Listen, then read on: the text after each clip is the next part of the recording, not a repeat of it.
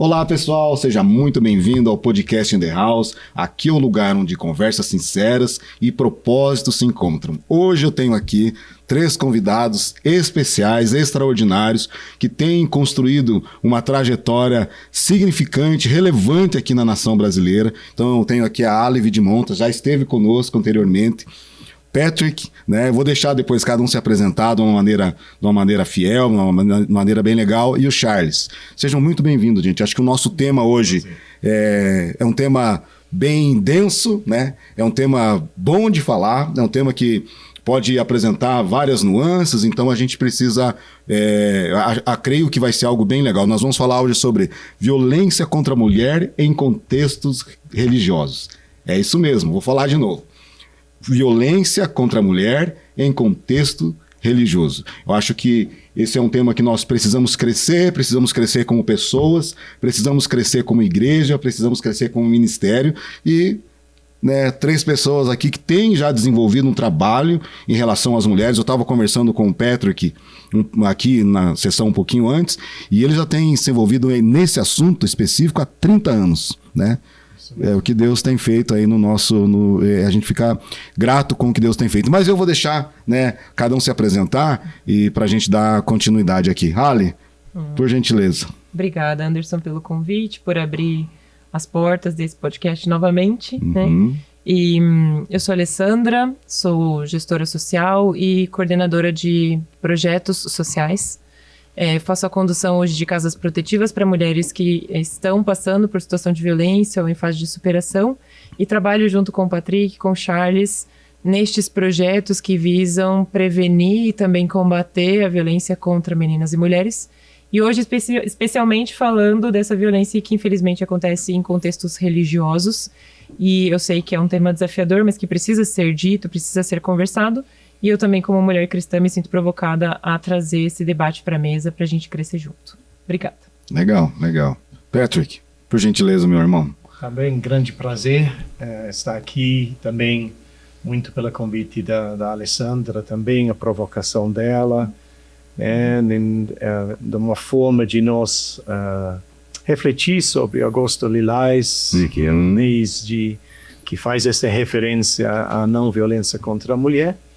E dentro do contexto religioso, então entendo, que pelo trajetório que tenho, apesar da minha primeira formação ser engenheiro, mas quando eu conheci uma brasileira no exterior, acho que eu preciso falar isso mesmo, explicar o sotaque, originalmente sou da Inglaterra e em 95 estava trabalhando como engenheiro na Alemanha e conheci minha esposa, a atual esposa de 30 anos, brasileira lá na Alemanha, fazendo um pós-doc lá naqueles tempos.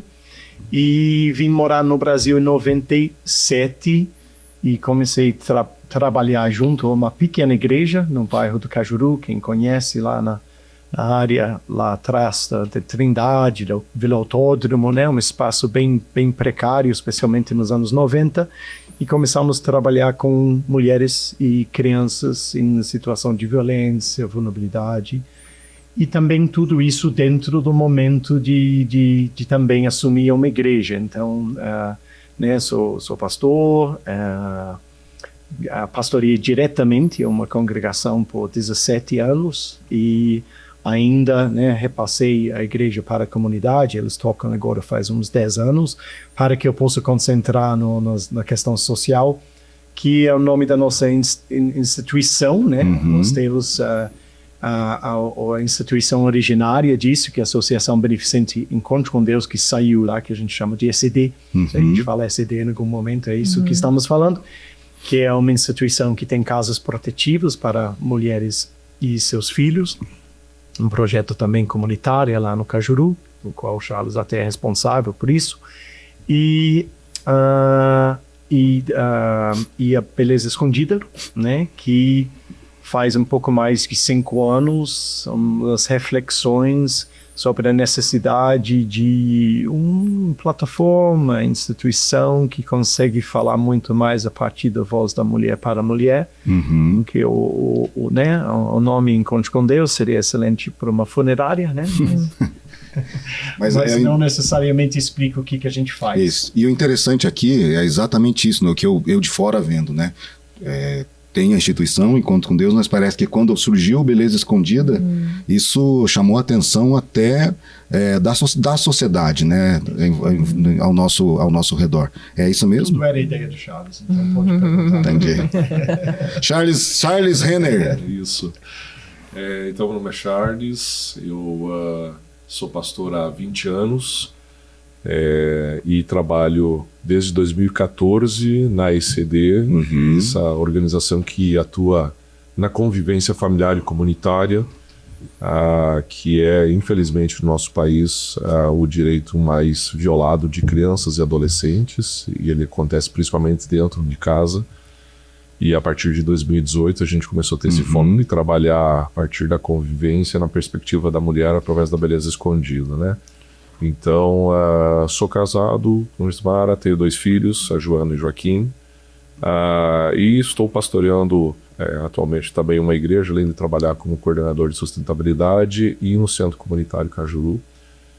A gente pastoreia uma igreja e tem vivenciado o desafio dessas violências também dentro desse contexto religioso. E estou aqui sentindo um mega desafio de falar de um tema tão complexo nessa perspectiva tão importante no Brasil, que é o contexto religioso. É um prazer, obrigado. Sim, legal, muito bom ter vocês aqui. Então, para a gente começar, eu já queria começar colocando o dedo na ferida, né? Quando nós falamos em violência contra a mulher, dentro desse contexto religioso que todos nós estamos envolvidos aqui, do que exatamente nós estamos falando? Quem quer começar? Ale, Patrick, Charles, do que nós estamos falando? Porque isso aqui, a questão é um tema muito profundo. Nós não teríamos condições de conversar esse assunto em 1 hora, em 2 horas, em 3 horas. Seria um tema, né, para muita conversa. Mas vamos tentar desconstruir essa ideia da relação à religiosidade, que esse tema é muito presente dentro da nossa sociedade e também não é apenas a agressão física, né? Então, eu queria ouvir vocês. Acho que eu quero falar algo que me ocorreu agora, que é um reforço que eu gostaria de fazer. A gente acredita muito no trabalho coletivo entre homens e mulheres. E por isso que nós estamos aqui. Porque a gente acredita que homens e mulheres precisam cooperar juntos pelo fim da violência contra as mulheres. E isso precisa ser feito não de maneira isolada, né? Não nós contra eles contra nós, mas nós juntos. Então a ideia de debater esse assunto para além do que está posto na lei, por exemplo, no que está posto na Lei Maria da Penha, e que a gente já conhece, sabe que aquilo que é crime, que não poderia acontecer, esmiuçar um pouquinho essa violência que acontece de forma sutil e muitas vezes dentro do contexto religioso mais sutil ainda. Então há um projeto de lei que sinaliza que a violência espiritual ela vai se enquadrar dentro de violência psicológica, por exemplo, né? Que é um desdobramento dessa violência que muitas vezes acontece, a violência física dentro do contexto religioso, de famílias cristãs também, mas é muito mais uma violência que ela é psicológica, moral, de manipulação e outros tipos que a gente vai entrar um pouquinho aqui na conversa hoje. Então, a gente aprofundar um pouquinho essa discussão de como a violência contra a mulher se expressa nesse ambiente, nesse contexto religioso então, cristão. Você está dizendo que existe uma PL já tramitando. E você falou aqui algo que até então não tinha escutado. Você falou violência espiritual. É isso mesmo? Sim, este é o nome que está sendo dado para esse tipo de violência. Uau. Que envolve a fé das pessoas, né? As crenças e a fé relacionada a um contexto, a um ambiente. A gente tem falado dessa perspectiva da violência dentro do ambiente religioso cristão, que é do qual nós fazemos parte, mas isso extrapola um pouquinho também, né? Mas a gente tem um pouco mais de propriedade de falar, porque nós estamos nesse contexto. E aí, você quer falar como pastor ou quer falar como gestor? Como fundador da Beleza Escondida? Eu vou falar no meu nome por enquanto, né? Vamos ver se consigo. Assim, eu enxergo um privilégio de trabalhar com esta pauta, esta questão, por muitos anos. E algo que eu gosto de explicar, né? O privilégio, né? Eu vou anunciar minha fé aqui, né? Abertamente pastor na igreja evangélica. Meus pais vêm de uma tradição anglicana lá da Inglaterra, passei por um processo, né, também de um certo avivamento pessoal e tudo, e fiquei também muito apaixonado, muito impressionado. Casou com uma brasileira, né? Casou com uma brasileira, não tem como. E quando eu tinha 25 anos, quando eu piso no Brasil, primeira vez e vim morar no Brasil a partir dos 27, fiquei muito impressionado com a fé genuína do brasileiro, a fé viva. Chega nos anos 90, né, que é também um momento de um certo avivamento, crescimento da igreja, pessoas com testemunho vivo, pessoas simples falando como Deus impactou sua vida e tudo isso. Então isso me impactou profundamente, mas ainda como inglês que vem de uma cultura muito da igreja no domingo de manhã, mas algo que quem sabe traz também dentro dessa perspectiva de ser inglês, e que o evangelho teve um debate, um aprofundamento dentro da nossa cultura que conseguiu trazer, né, algumas mudanças significantes sociais, e entre eles os movimentos para estabelecimento dos direitos humanos, principalmente pós Segunda Guerra Mundial, onde a igreja foi fundamental nisso. Então, quando nós estamos falando das lutas, né, eu tenho essa luta dos sufragettes também, né, no sentido do direito ao voto, isso foi um movimento que começou dentro da igreja anglicana na Inglaterra, com o direito do voto, direito, né, então várias pautas que hoje podemos entender que são mais visíveis com pautas feministas, né, eles surgem dentro da igreja. É uma colocação que alguém fez uma vez. É interessante que o movimento feminista ele não nasceu no Afeganistão, no meio do Talibã, por exemplo, onde as mulheres têm seus direitos, vamos dizer, seria um exemplo do mais violento. Eles surgem dentro de culturas onde a mulher tinha os mais direitos, mas ainda esta concepção de que precisa avançar muito mais. Então não estou falando que estava bom, eu estou falando que num espaço onde, na minha avaliação, onde eu não vou pedir perdão para isso, onde eu entendo que o evangelho chegou a trazer o respeito, a dignidade, né, a fé cristã, apesar que a gente pode debater, provavelmente vamos debater um pouco sobre alguns conceitos do homem e da mulher nos papéis teológicos, do jeito que é, mas é a Bíblia que coloca que Deus criou na sua imagem, homem e mulher os criou. Então nós temos uma percepção inicial de que a divindade criou homem e mulher na sua imagem.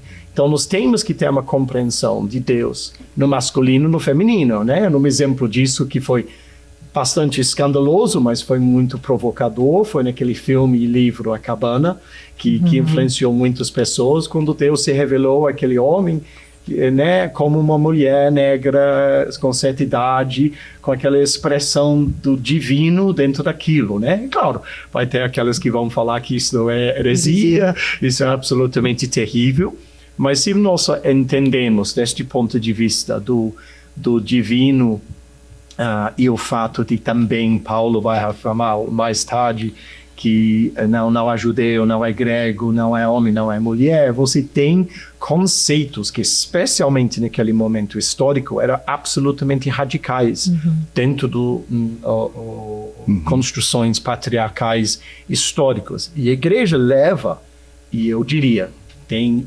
preconceitos e tem conceitos com a igreja, né?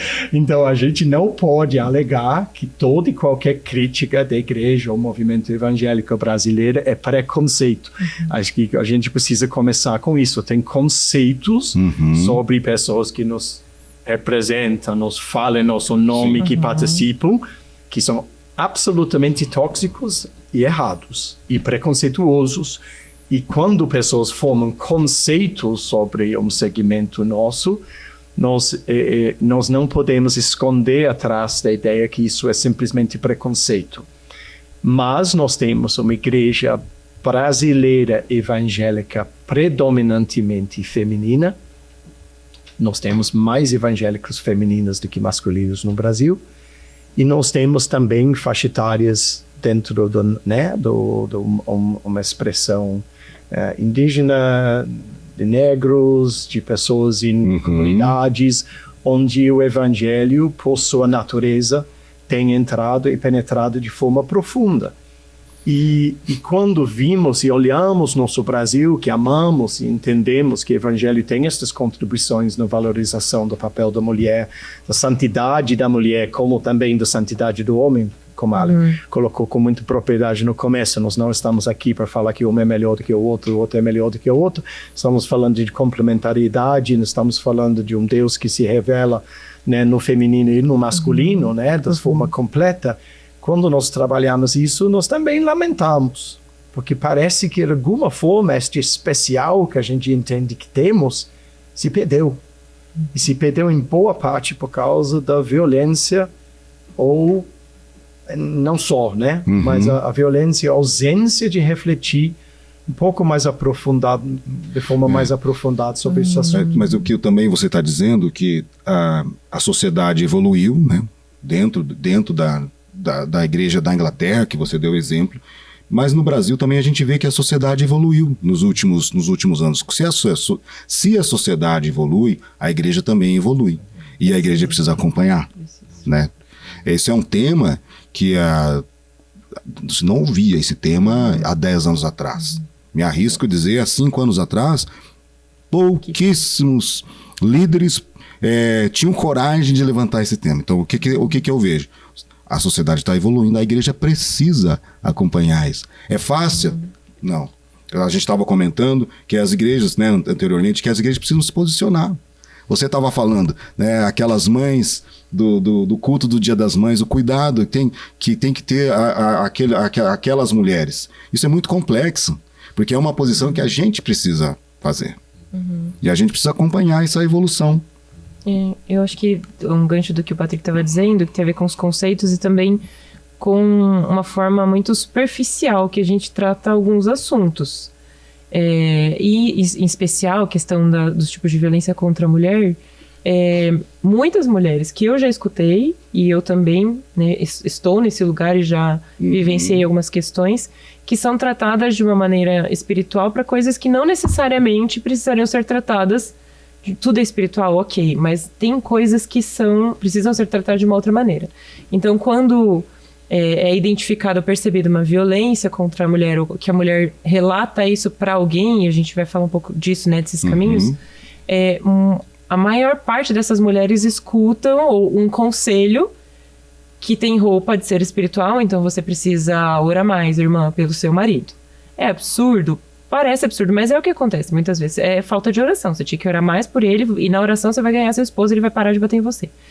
E então tem alguns conceitos ou alguns aconselhamentos que as mulheres e os homens recebem e aprendem também a replicar isso. Que acho que é importante a gente debater aqui, né? Como muitos textos bíblicos são usados para manipulação e tratados de uma forma bem negligente, né? E imprudente. Isso vai se perpetuando.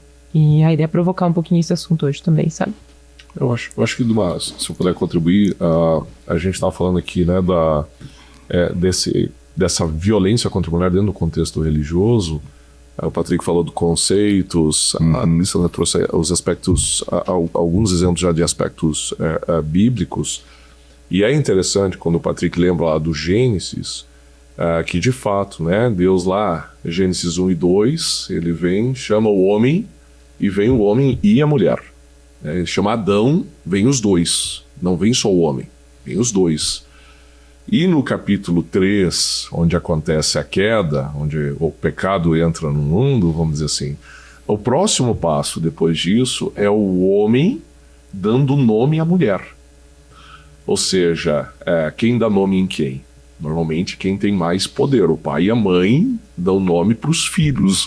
E aí você já começa a perceber, com a entrada do pecado, que há uma distorção na relação, onde como se o homem fosse superior à mulher.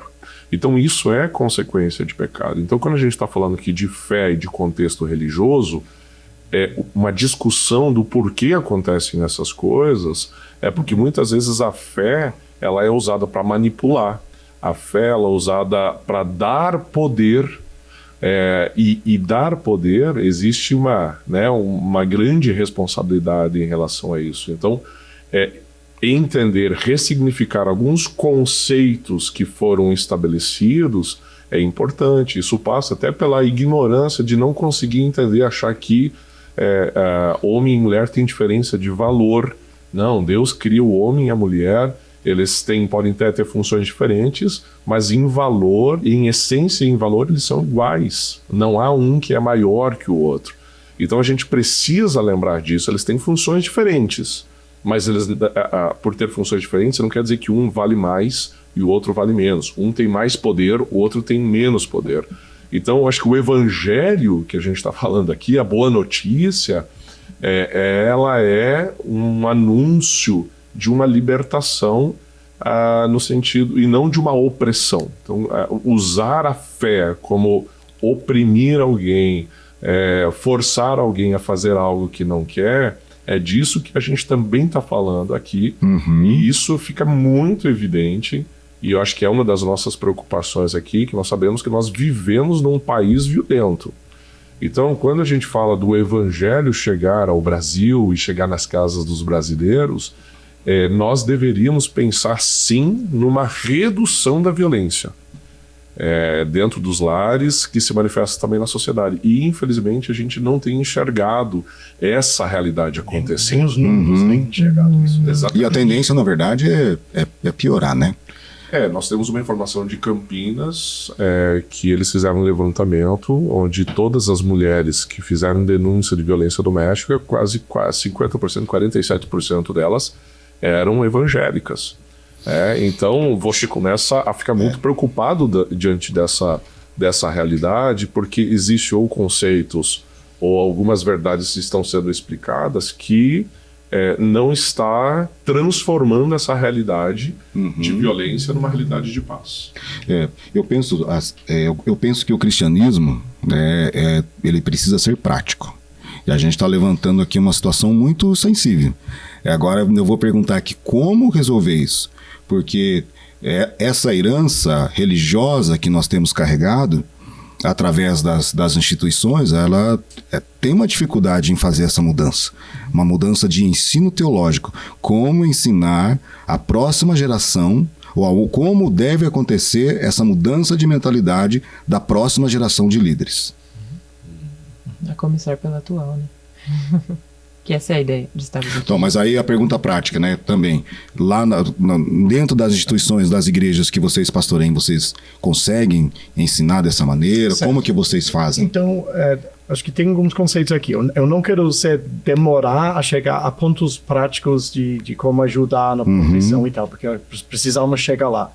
Mas há ainda uma construção, por exemplo, né? Falamos da atualidade, né? Mas a violência contra a mulher está relatado nas primeiras páginas da Bíblia, no abuso do Abrão, o pai de todos aqueles que creem contra Agar, onde a Bíblia vai afirmar que ele possuiu Agar, e a violência depois de ela ser rejeitada da casa, grávida, e depois ser rejeitada novamente quando Ismael tinha 12 anos.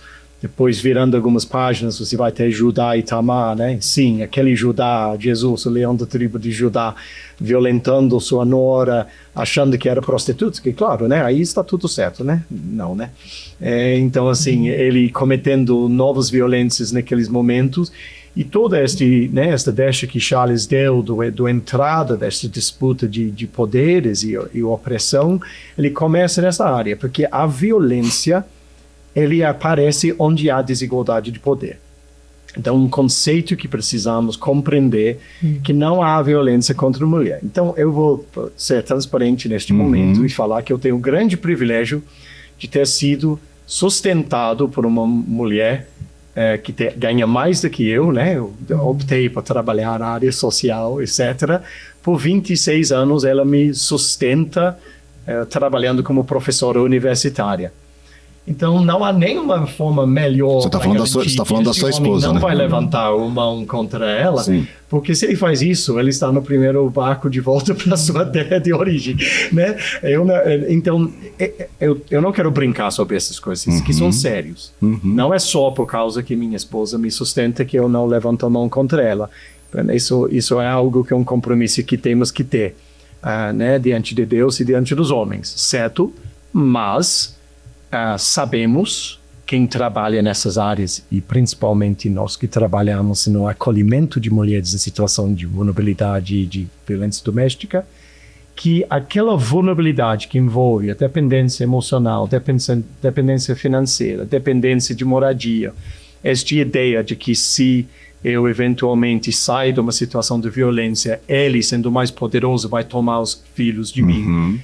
Todas essas complexidades que venha, a desigualdade de poder é algo que nós temos que combater de formas práticas. Então, Beleza Escondida vai entrar com plataforma, com uma gama de serviços de inserção no mercado de trabalho, empreendedorismo, cursos, formações, etc. e tal, como coisas práticas que foram inspiradas lá atrás por um desejo de representar o amor de Deus para os vulneráveis, porque nós temos que, né, conceito de equidade não é de igualdade. Nós não pregamos, vamos dizer, um evangelho de igualdade, nós pregamos de equidade, que quer dizer, você tem que ser proposital na proporção do mais frágil, né? Cristo foi mais propositalmente ao mais frágil, ele foi ao leproso, ele foi ao cego, ele foi ao excluído, ele foi à mulher que possivelmente, dependendo das interpretações, ou era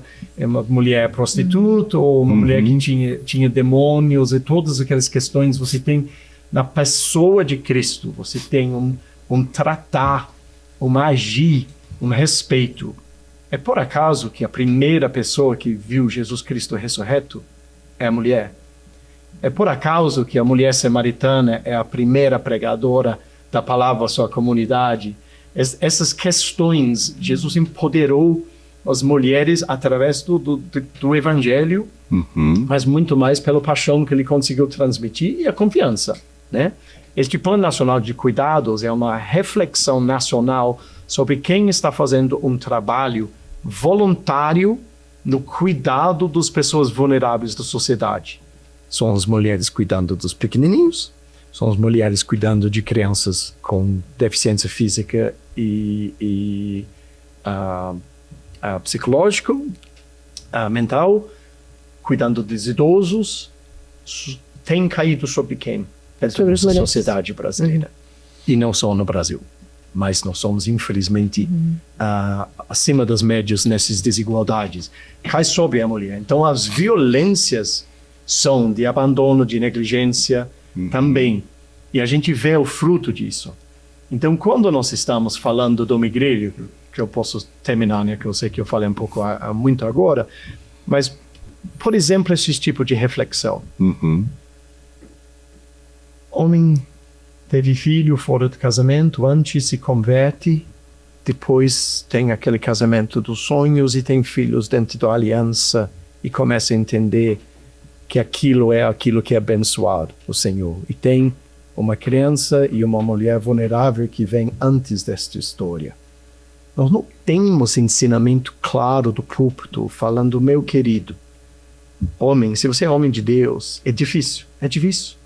Os conflitos entre os múltiplos esposos ou parceiras bíblicas, a Bíblia está cheia disso, demonstra as contendas, mas nós precisamos refletir sobre isso e começar a falar que quando Deus age dentro dessas histórias, ele consegue trazer uma responsabilização e um olhar para o mais frágil.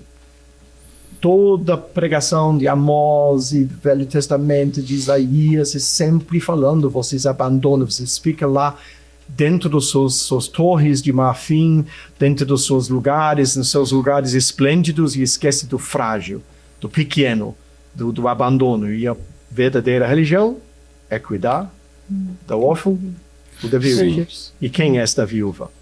Esta viúva, nossa sociedade, é essas mulheres. Eu confesso para vocês assim, que eu não tinha essa percepção que você colocou aqui agora, né? Vocês trabalham nessa área, vocês vivem esse contexto o tempo todo, e isso é confrontativo, isso que você está falando. Eu estou aqui, você está falando, eu falo, meu Pai, Senhor, nos perdoa, porque a gente não tem dado essa atenção, né?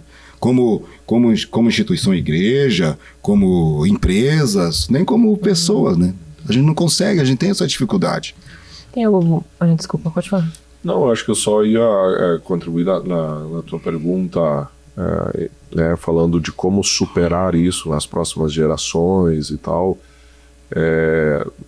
A gente tem falado um pouco, acho que a gente precisa, pegando até o gancho daquilo que você falou, de um certo, vou usar essa expressão, né, letramento. A gente precisa fazer uma leitura bíblica a partir dessas perspectivas também, né, e começar isso por nós, mas começar isso também pelos novos que estão vindo, né. Eu acho que uma das falhas que a gente tem cometido, às vezes a gente tem acreditado muito naquela perspectiva da transformação mágica.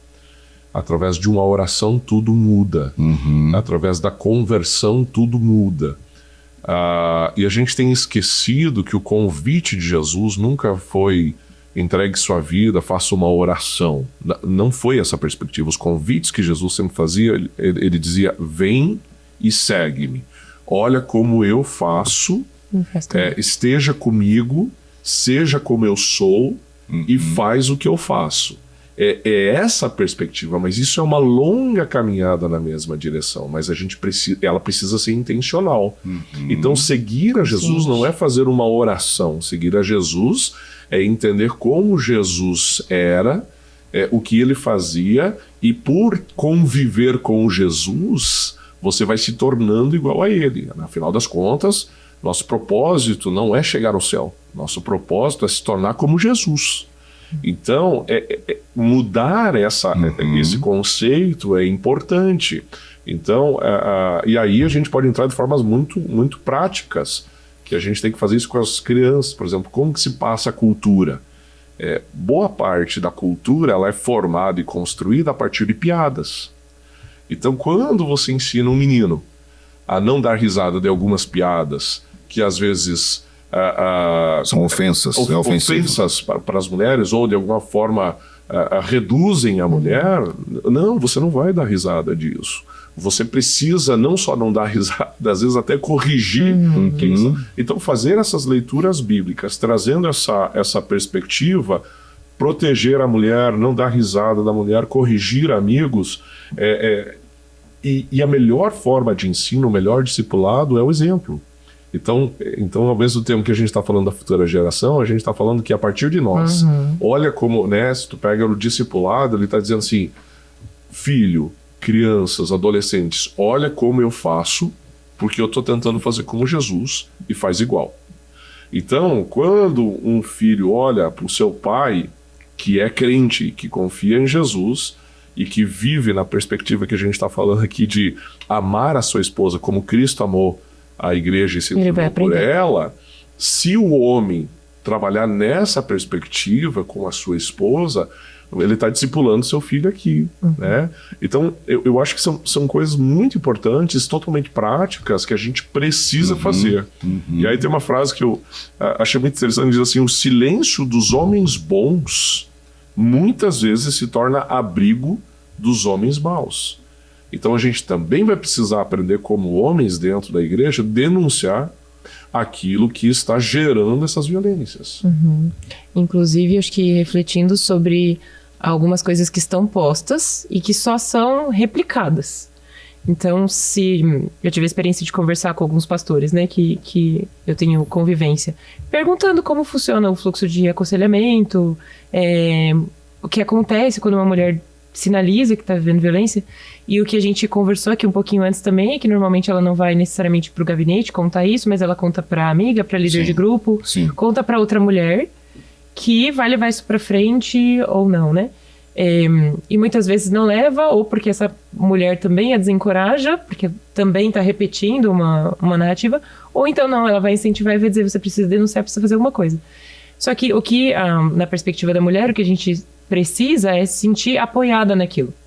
E não julgada. Então, se você vai lá e diz, está acontecendo isso no meu casamento, a última coisa que você quer ouvir é que a culpa é tua, ou que é porque você não está suprindo o seu parceiro, ou então porque você não está cumprindo princípios, né? Que você quer ouvir, é a última coisa que você deveria ouvir. Deveria, inclusive. E esse processo de aconselhamento não é tão simples, acho que é algo que é importante falar, porque tem temas sensíveis, como, por exemplo, estupro marital, que é um assunto que não pode deixar de ser falado, e que muitas vezes a Bíblia é usada para, inclusive, obrigar as mulheres a terem relacionamento sem consentimento. E essa é uma expressão explícita da violência dentro do contexto religioso, que eu já ouvi inúmeras vezes.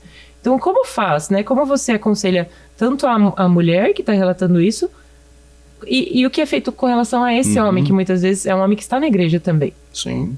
Qual é o caminho que a gente deveria percorrer, né? Estudos como esse. Eu também penso aqui que também tá na nossa pauta aqui, que muitas mulheres demoram também para pedir ajuda, porque às vezes o homem fica naquela situação cômoda, né? Ele já tem uma mentalidade abusadora. E a mulher também demora para pedir essa ajuda, né? Quais os fatores que contribuem para esse silêncio? Vocês já responderam isso aqui, mas eu queria ser bem pontual. Podemos responder juntos. Assim, uma igreja que julga é muito comum. Nossa igreja pode ser um espaço muito cruel. Se falamos até uma doença, tradição. A pessoa já está sofrendo com a doença e depois todo mundo quer entender onde está a brecha que deu a resposta desta doença. Então, isso na área da violência se replica. Nesta área estamos falando especificamente dessas violências espirituais, vamos dizer, onde usa chavões bíblicas, usa este conceito da submissão a todo custo, inclui esses conceitos por exemplo, do divórcio, né, que no sentido de que mal interpreta o versículo ou a fala de Jesus, onde ele vai falar que ele odeia divórcio, porque de fato, né, quero fazer esta reflexão. Quem vem de lares onde divórcio é parte dos seus pais, etc. e tal, vai concordar com Jesus que eles também odeiam o divórcio. Ele é muito trauma para todo mundo. Estamos falando de uma aliança que deveria, e o conceito de ideia dessa aliança ser um espaço de segurança, inclusive para as próximas gerações, se torna quando isso está rompido. Então, ok, Jesus odiava o divórcio e nós também temos o direito de odiar o divórcio. Isso dito, esse não é a mesma coisa de proibir o divórcio. E em alguns casos, nós pastores temos que ter a maturidade de enxergar. Eu diria assim, não precisamos pular diretamente para o divórcio, mas podemos começar que o primeiro não a uma violência pode se tornar o primeiro sim a uma possível reconstrução de uma aliança. Porque se uma pessoa está em um relacionamento abusivo, convivendo, isso não é casamento. Nós estamos falando de outro nível de pecado e possivelmente crime, que também nós também temos que fazer a reflexão que nossa colega advogada faz e nos ajuda a lembrar. Pecado é pecado, crime é crime, e você pode se arrepender. A igreja vai até aqui, depois é um aspecto criminal. Se arrepender dos pecados, mas o crime é crime, né? Mas até nessa ideia, né, que quem sabe pelo fato de nós ter esses casos de proteção à mulher e ser visto, né, uma crítica barata que pode ser feita sobre a gente então você é contra o homem, né? Você não está desejando a trabalhar e fortalecer casamentos e tal. Eu sou super casamenteiro, eu já fiz no mínimo 50 casamentos e eu diria uns 30 desses 50 de casamentos que você não achava que iria dar certo.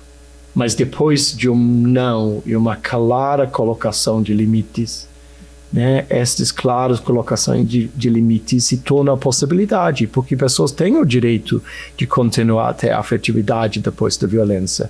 Violência não precisa necessariamente apagar toda e qualquer construção, mas a violência não tratada, ela é tóxico. Então, a convivência tóxica vai virar vínculos tóxicos. E nós não podemos permitir que a violência se torne uma linguagem dentro dos espaços, mais ainda dentro dos espaços que deveriam ser espaços de amor, desejo para o outro, aquilo que você deseja para si mesmo, né? Entendeu? Os princípios absolutamente fundamentais. Né? E se eu poderia só terminar falando de um caso concreto, o que eu também... Nós precisamos entrar em algumas nuances, eu entendo também. Então, tem cenários onde, como um homem, você pode ter diálogo com aquele outro homem que está sendo violento, ou foi violento.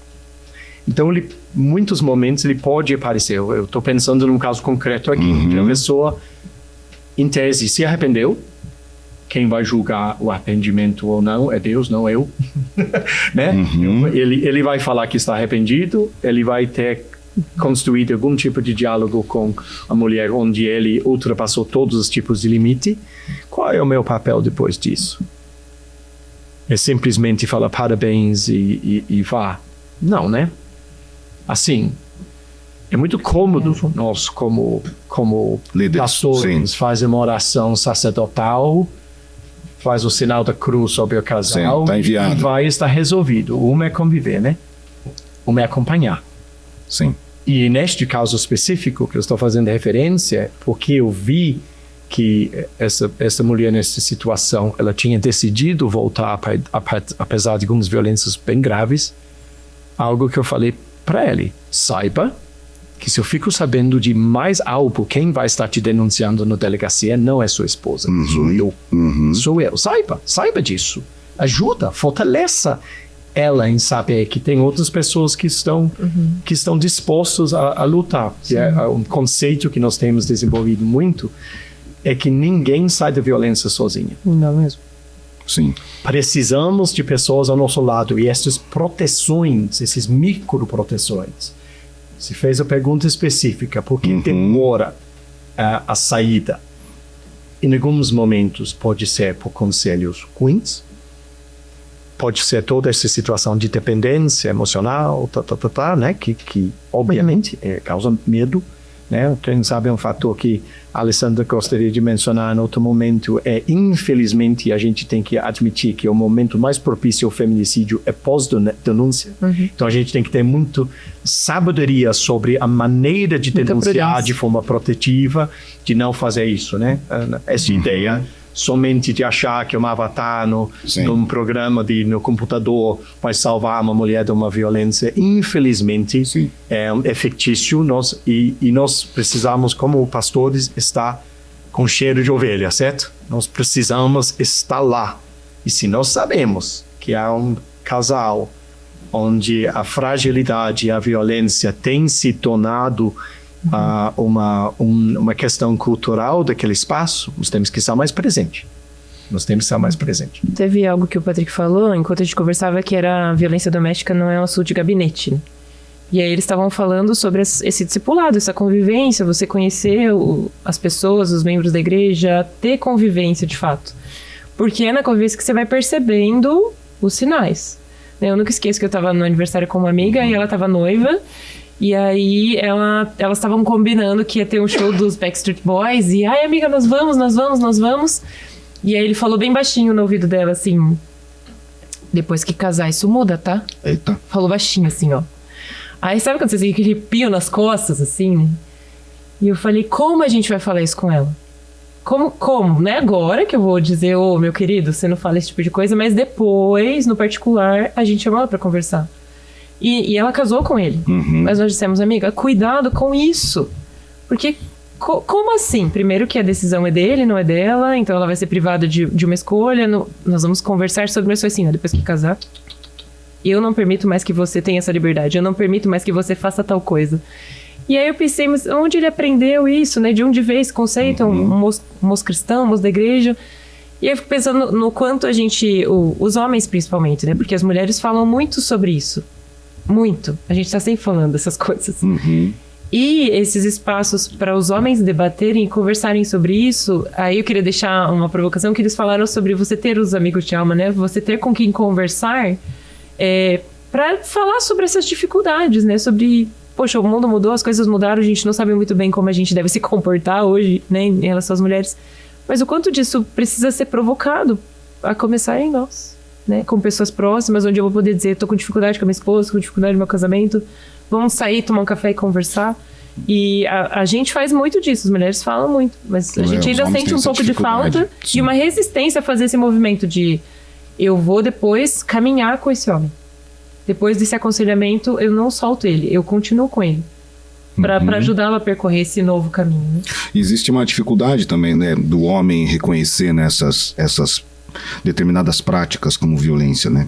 E essa conversa com outros homens, dentro de um grupo pequeno, com um amigo, né, que tenha uma fé alicerçada, ela ajuda o outro homem a enxergar isso, né? Como que vocês veem isso? Essa questão do homem cristão reconhecer determinadas práticas como violência.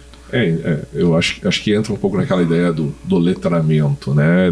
Você falou bem no sentido da evolução, né? No sentido que hoje a gente fala muito mais sobre esse tema, e à medida que tu vai falando, você começa a enxergar mais essa perspectiva dentro da própria Bíblia, né?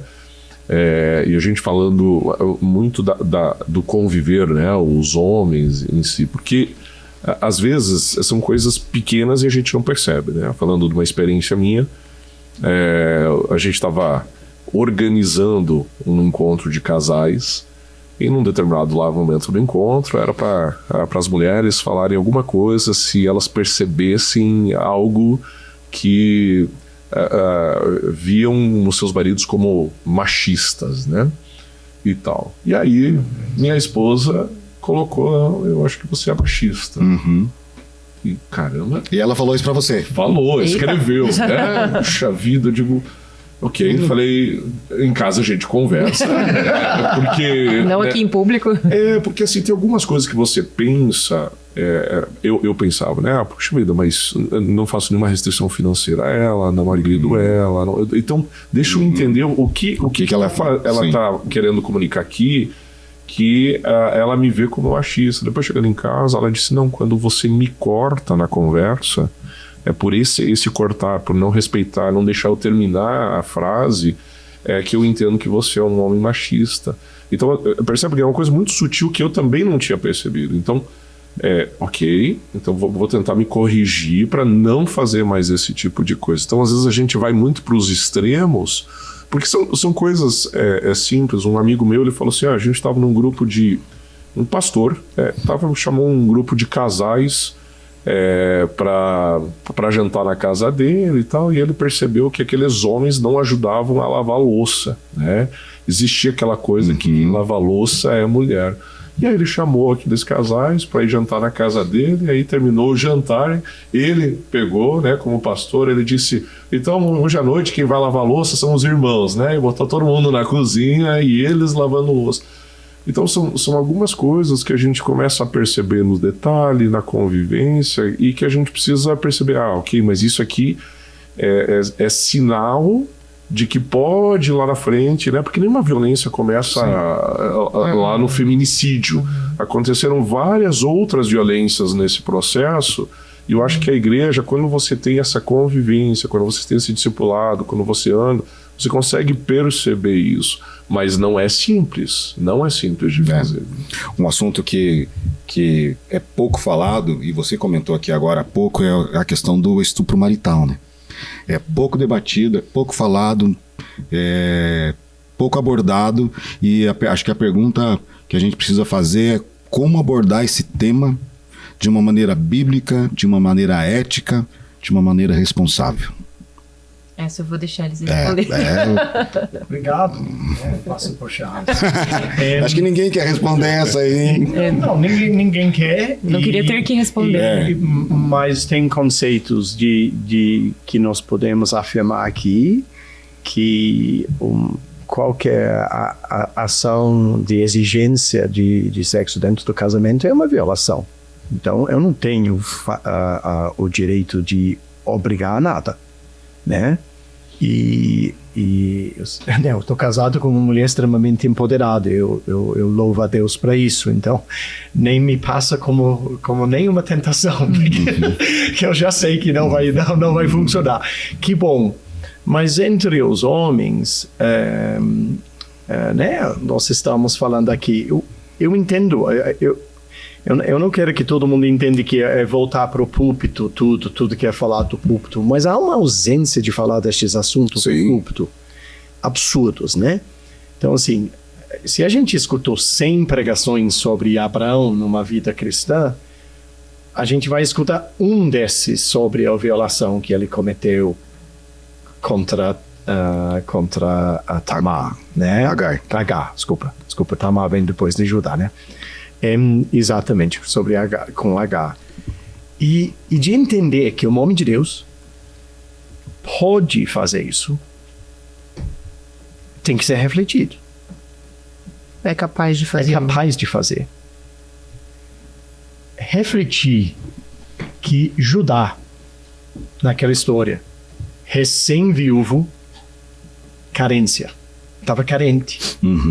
Desculpa a palavra, mas provavelmente não tinha transado por um bom tempo. Certo?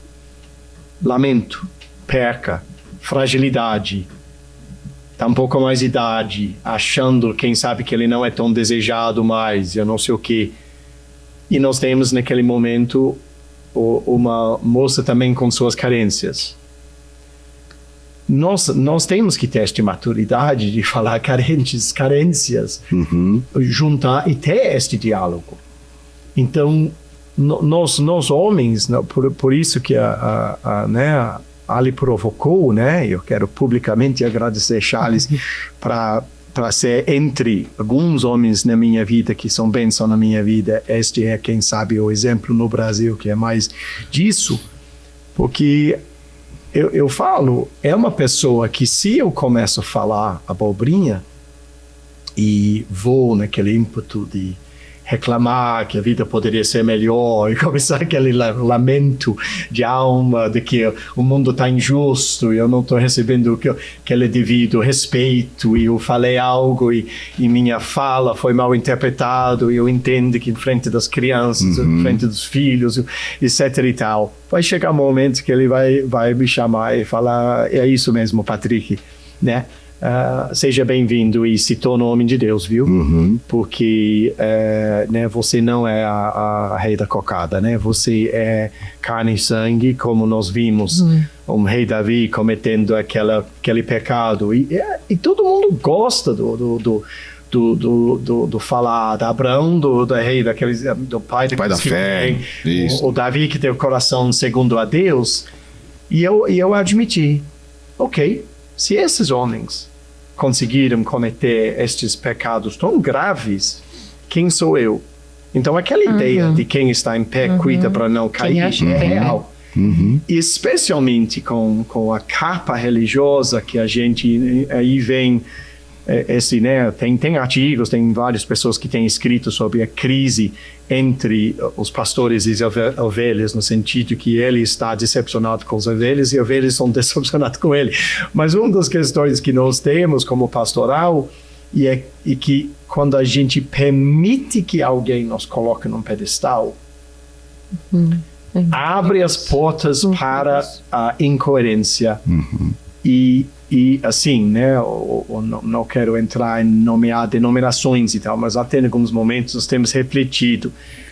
Tem espaços e maneiras onde este homem, admitindo, não somente, eu não estou falando que levou a uma violência, mas só que ele pensou que ele está tendo estas ideias, se ele coloca isso para um grupo do apoio, apoio da igreja não é a palavra certa, eu não quero usar uma certa palavra nos grupos, mas quando você olha a liderança da igreja diante do pastor, não é permitido que ele admite que ele tem essas fragilidades, certo? Sim. E essas vulnerabilidades se tornam uma certa idolatria mútua e não consegue viver aquilo. Quantas vezes eu vou escutar de jovens ser repreendidos por comportamentos infinitamente menores desvios de conduta que o próprio pastor está aprontando. Ou o pastor ou uma pessoa em poder está abusando daquele porque se torna atraente. Nós temos que ter essas falas. Nós temos que falar. A responsabilidade de um médico dentro de uma sala de atendimento de não abuso, ele é mais alto do que um cidadão qualquer, porque você tem aquela desigualdade de poder, você tem aquela fragilidade. E quando a comunidade olha um pastor, um padre, ou alguém religioso cometendo crime sexual e fica escandalizado, eu falo, é isso mesmo. É isso mesmo. Isso não é. Eles não reclamam quando o político faz isso, ou quando o cidadão. Não, quando nós nos colocamos nesta posição, mas algo que eu quase imploro a quem está me escutando, nos apoia em ser estes homens que são vedados. Não permitem que a gente comece a achar que nós somos tudo aquilo e não nos olham como o milagreiro. Porque não é nossa oração que vai resolver todos os seus problemas. E se nós temos uma chamada pastoral de cuidado, que nós podemos ter o coração e como eu falei, não perder, estar andando ao lado e descobrir juntos. E também isso envolve algo, quem sabe eu possa terminar um pouco esta fala minha com isso, de entender que tem profissionais dentro da igreja que podem ajudar o pastor. Isso. Então, o que acontece com isso? Nós temos um conhecido, uma advogada especialista na área de defesa da violência contra a mulher, mas muito mais que isso. Eu fiz uma vez um trabalho de consultoria com uma das igrejas grandes aqui de Curitiba, novamente eu não vou citar o nome, para não constranger ninguém, mas estimava-se... deixa eu falar este outro grau. Não houve um pastor que foi consultado com um questionário que não falou que questões de violência doméstica não tinham passado pelo seu gabinete. E depois nós fizemos a segunda pergunta. Quantos de vocês foram a assistente social da igreja, da própria ministério, para pedir ajuda no encaminhamento para a rede de proteção? Pode imaginar qual era a resposta? Nenhum. Zero. Então, sim. É essa desconexão de achar nós precisamos contar com pessoas que se especializam, que têm esta convivência com os cristãos, né? Nós temos que ter os cuidados de aconselhamento, né? Tem algumas igrejas que têm decidido que nunca um pastor vai aconselhar uma mulher neste sentido.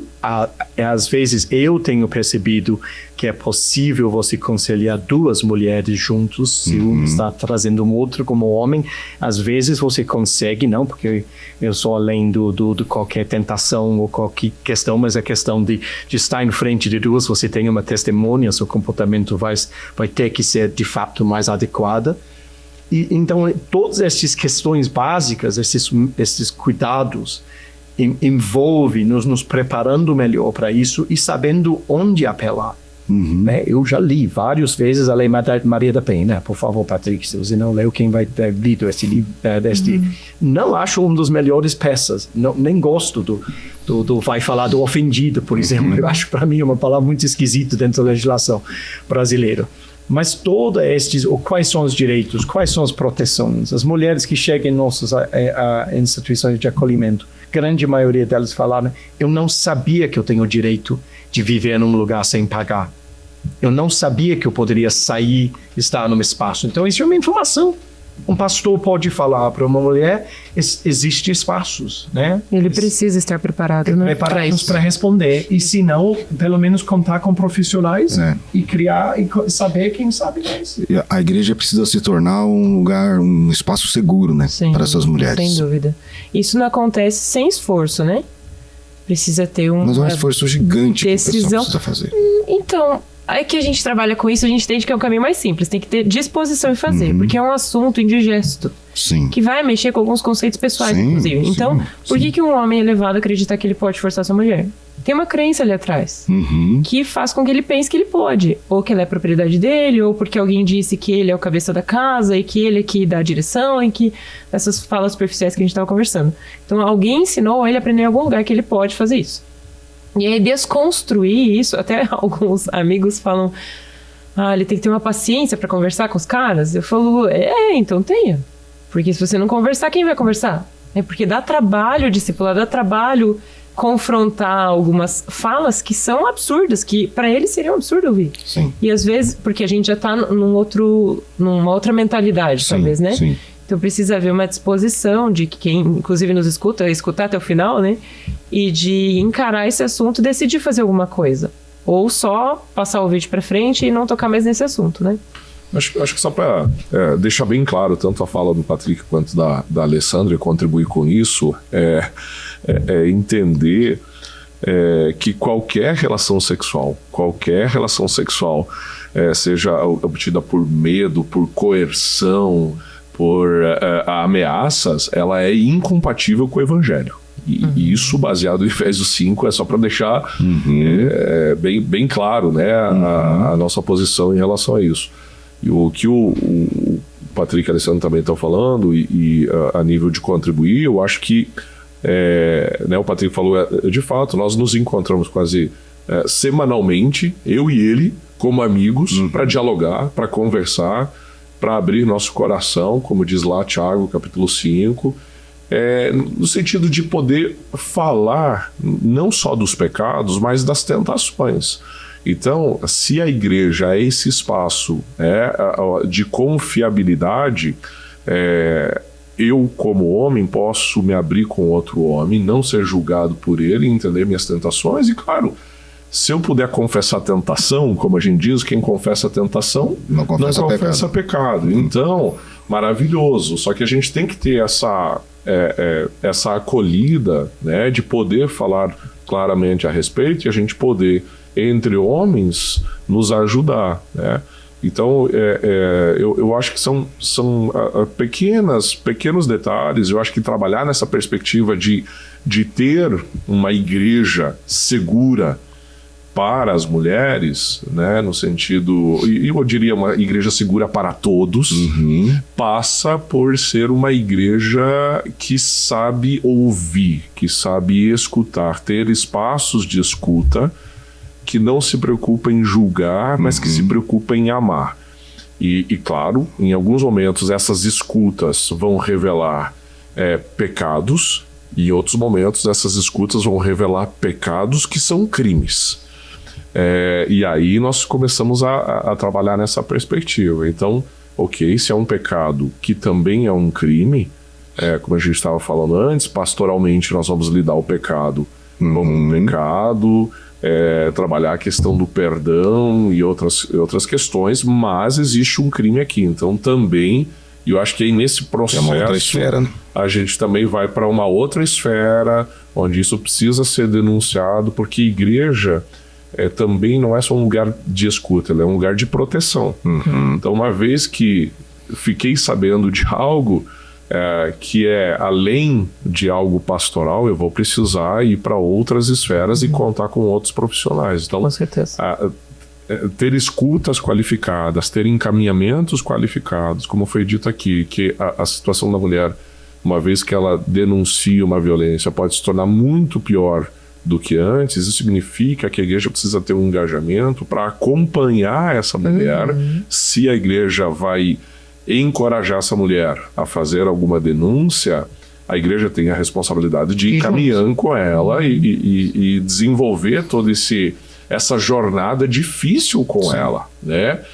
Mas no final a gente está falando disso, isso é ser igreja, né? A mesma questão do homem, até na perspectiva de o homem cometeu um pecado, mas está arrependido, pastoralmente eu vou lidar como arrependido, mas ele também cometeu um crime. Então sim, vou ser preso. Ok, meu irmão, conta comigo, vou lá orar contigo na cadeia. Mas nós vamos mas você tem que pagar por isso, porque você cometeu um crime. Eu acho que ter essa consciência é muito importante. Então, igrejas, o evangelho, ele precisa trazer essa perspectiva de proteção, de segurança, de acolhimento, de justiça, exatamente. Então aqui eu volto naquela pergunta, naquele posicionamento que eu tenho, que é algo do Anderson mesmo, assim, muito pessoal fala assim, o cristianismo é prático, então a gente precisa ter o como resolver isso. É fácil não ouvir todas essas questões que vocês estão falando, e não é gostoso ouvir isso. Esse é um afrontamento muito grande para a igreja, para os homens que estão, né, nesse caminho cristão. Mas a pergunta é o que, como, né, como posso fazer? Como os homens podem mudar a situação? Então, e também os líderes religiosos, né? Acho que a primeira pergunta é o que os líderes religiosos precisam compreender para não revitimizar, tá certo? Revitimizar as mulheres durante aconselhamentos. Acho que essa é a primeira pergunta, depois a gente vai para outra aqui para a gente finalizar.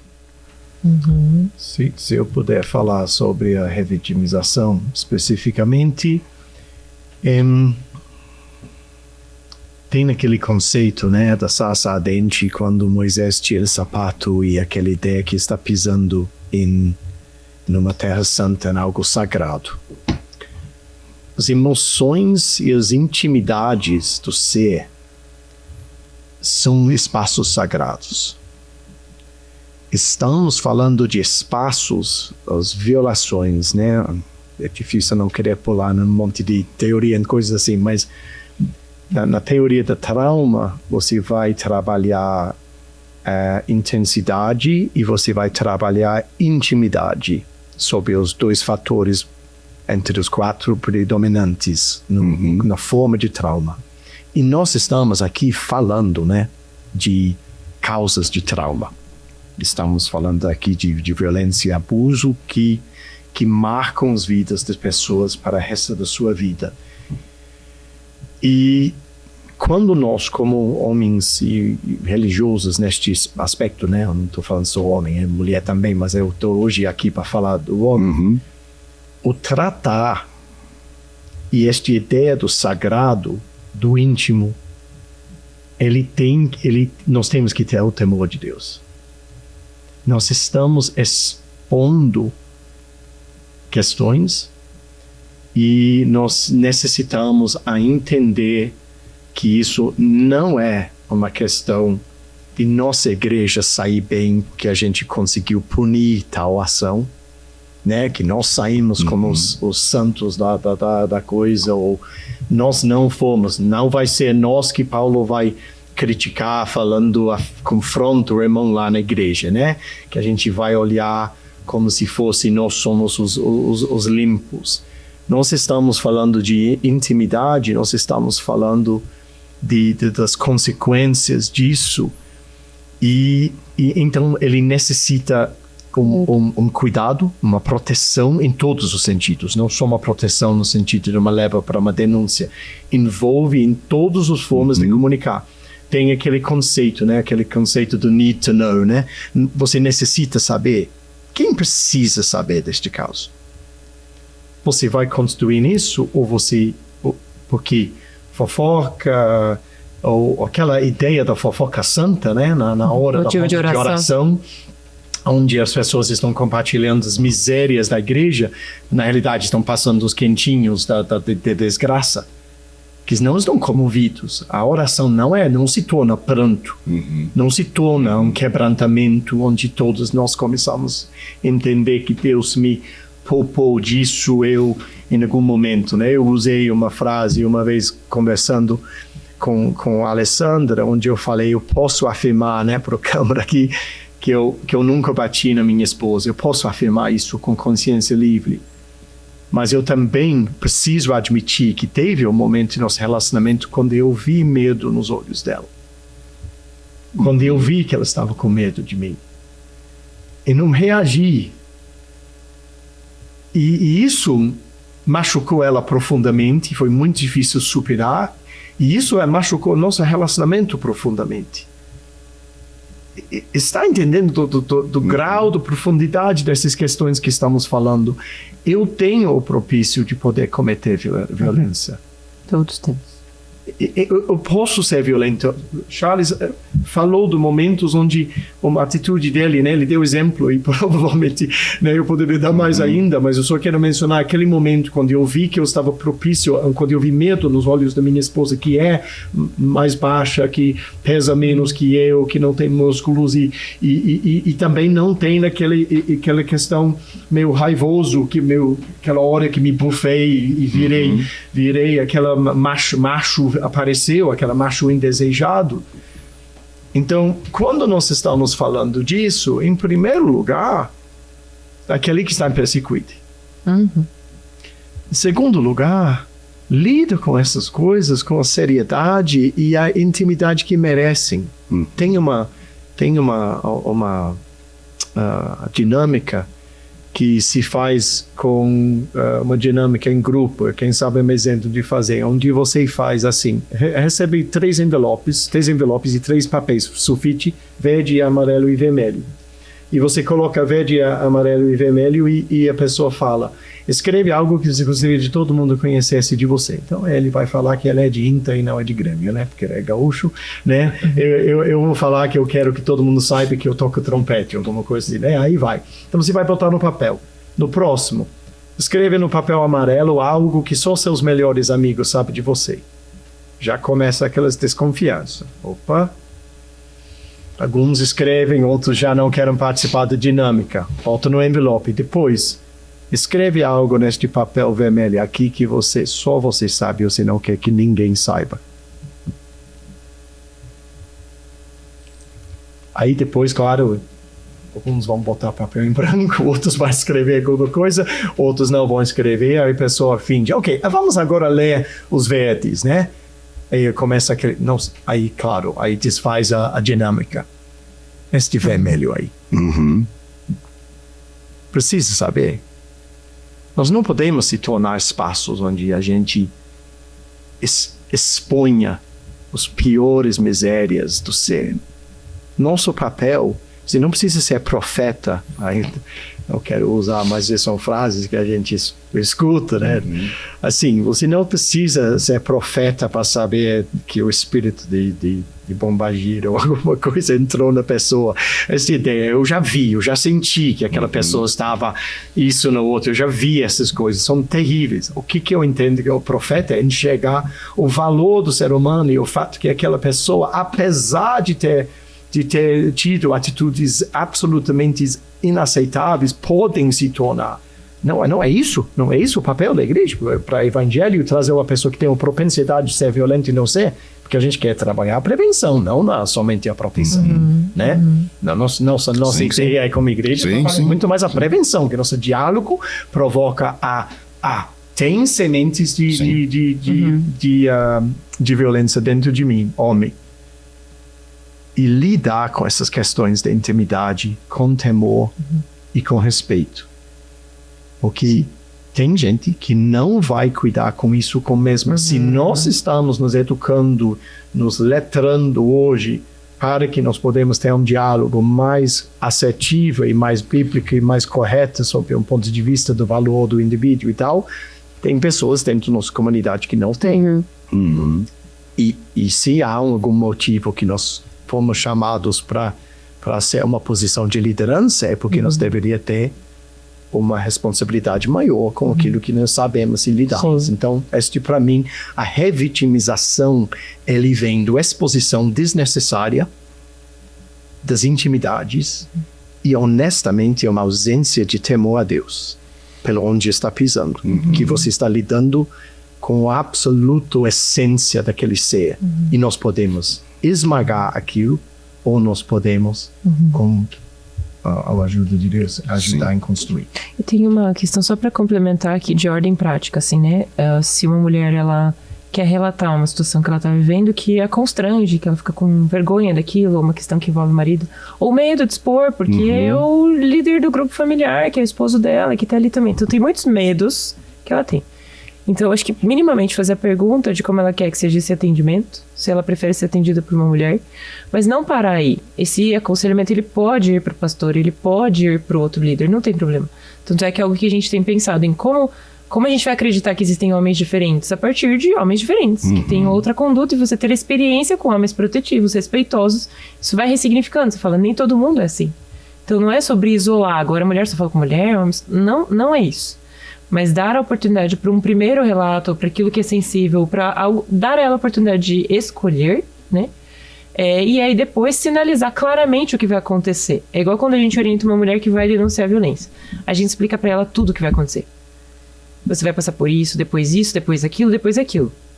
Porque senão ela fala, ninguém me disse que eu ia ter que fazer tal coisa, que eu ia ter que ir na delegacia, que depois eu ia ter que representar, e que depois ninguém me falou das consequências. Então, já que a escolha é dela, e a escolha é da mulher, ela precisa ter clareza sobre esse processo. Então, acho que dentro do que a gente falou, é muito importante que as igrejas, e principalmente os líderes cristãos, os pastores, enfim, tenham conhecimento, sejam capacitados para poder saber o que fazer.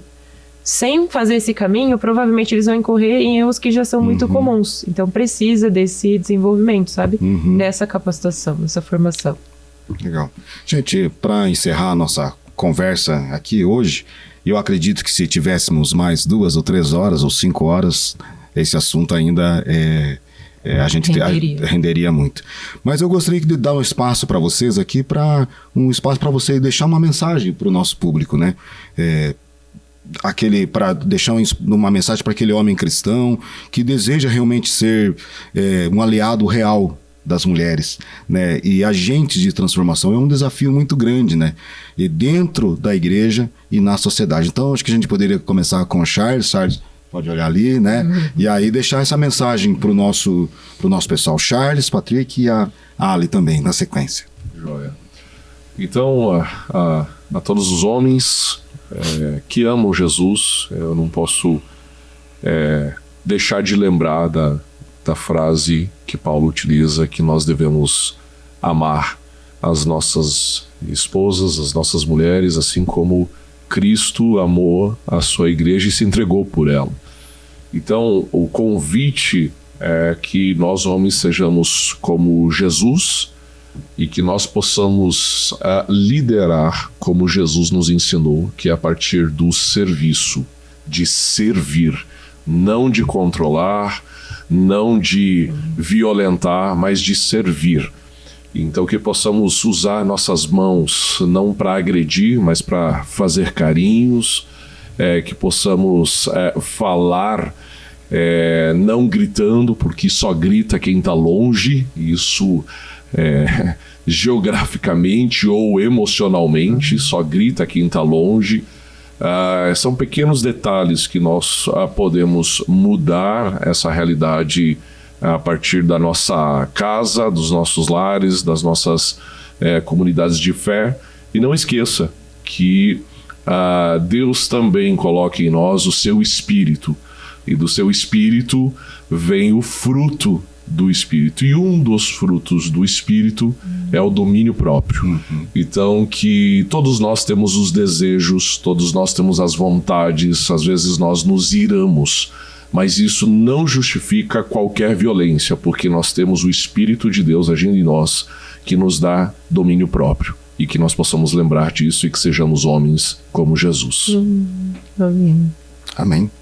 Amém. Amigo Patrick. Tenho muito orgulho do meu amigo. Eu não consigo fazer. Do que falar depois, né? Eu consigo falar muito, mas eu não consigo falar tão bonito, né?